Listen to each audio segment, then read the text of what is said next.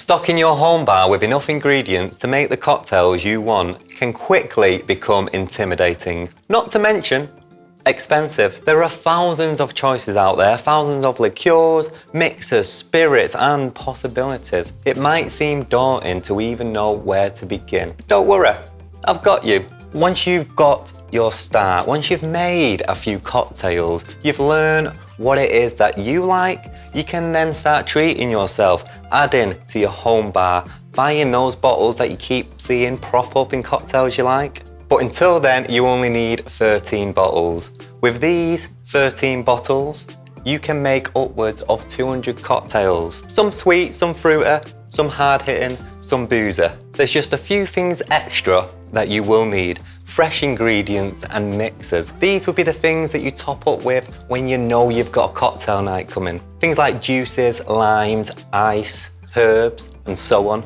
But first, let's start with the 13 essentials. These will be the alcohol you have a continuous stock of. Let's go through them, shall we? First, the spirits. We've got gin and tonics, martinis, hard hitters, and those kind of fresh botanical cocktails. There's a lot of different gins that you can pick up. You've got things like Old Tom gins, or these kind of New World gins. I recommend just getting a good London dry. Remember, it doesn't have to be made in London for it to be a London dry. That's just the name of the style. It's a juniper forward gin, which I highly recommend. It's traditional, it's got the most versatility. Second, we've got vodka. A good vodka will not taste of anything.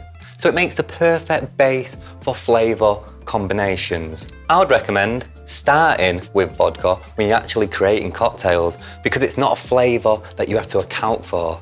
The third is tequila. Margaritas, palomas. Everyone loves a good shot every now and again. A good tequila can go a long way. Now there's three main styles. You've got blanco or silver, you've got anejo, and you've got reposado. Which to start off with? I recommend a good blanco. All you want is something that says somewhere on the bottle that it's 100% Blue Weber agave. That's going to be your best bet. And a blanco, once again, it has the most versatility. Next, we've got Scotch. Classic cocktails, hard hitters. It's also good just to have neat, right? When you're looking for Scotch, there's going to be two main styles that you're deciding against. One is blended and one is single malt. Just to break it down, single malt is all from the same distillery. Blended is when you take Scotch from different distilleries and blend them up. Blended is normally cheaper. Single malts can be a bit more expensive, so just start with a blended. You can use them more in cocktails anyway, and if you like it, then start elevating your bar. Get a few single malts. Number 5, we've got bourbon. Similar kind of cocktails, those kind of pre-prohibition style cocktails, whiskey sours. A good bourbon will go a long way. Remember, you're using it in cocktails, so don't get the most expensive. Just middle shelf will do. Number 6, we've got rum. We're talking tiki drinks. We're talking all those kind of classics like the daiquiri, the mojito. Now there's different styles of rum, just like there's different styles of everything. You can get white rum, dark rum, spice rum. After that, you've got location, English rum, Spanish rum, French rums. It can get a bit complicated. I'd recommend starting with a good white rum. It's gonna give you the most versatility. And if you see a recipe you like that has dark rum, you can switch it in its place. However, a good dark rum will have some more depth of flavour. So if you've got the budget and you do like cocktails with rum in, I'd recommend picking up one of each, a white rum and a dark rum. Next up, we've got Brandy. Now Brandy isn't used massively anymore. Once again, it's those old school kind of cocktails like Sazeracs. You could miss it completely. It's not essential. No one's gonna miss Brandy. But it's good to have neat and it is good for those old school kind of classics. Once again, go in the middle. A little top tip for picking your brandy up is you're gonna have 3 statements on the bottle. One is VS, one is VSOP, and one is XO. For cocktails, you want a VSOP. All right, now that's the spirits out of the way. Let's move on to liqueurs. First up, we've got Cointreau. This is an orange flavoured liqueur. We're talking margaritas, bee's knees.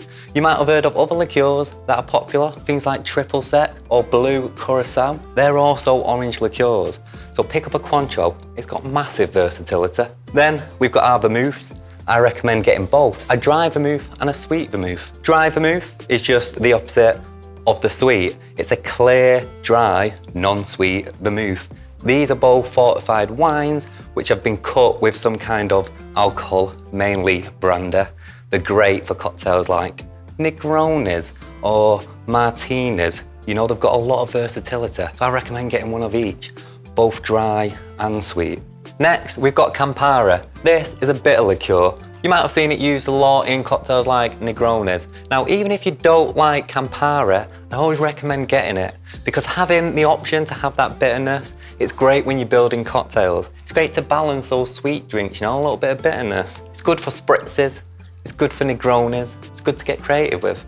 And finally, I've got a coffee liqueur, in this case, Kahlua. The obvious thing is espresso martinis, right? And everyone loves an espresso martini, but having a good coffee liqueur can be used a lot more than people think. Tiki drinks, just adding a little bit here and there, it adds a sense of richness, a sense of depth to cocktails. So I always recommend having it stocked in your home bar. Finally, last but not least, we have the category of bitters, or should I say, bitter, because there's only one that I recommend, and that's this little guy down here, Angostura. If you like a lot of old school cocktails, a lot of those pre-prohibition cocktails, you're gonna see this used a lot. You're only ever gonna use a few drops, so a little bottle like this, it'll last you a lifetime. It's just gonna add those aromatics, it's gonna add aroma, and just a slight depth of complexities within your cocktails. But what else should stock your home bar? You can't just have all the alcohol, right?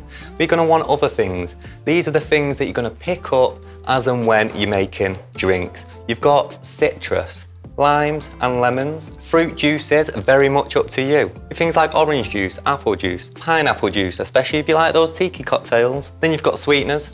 Sugar syrup is a standard, which we're gonna learn about in Unit 3. With that, you can substitute any sweetener in your cocktail. And once you've learned how to make it, you can make any flavored syrup you want. Herbs, rosemary, mint, thyme, and basil.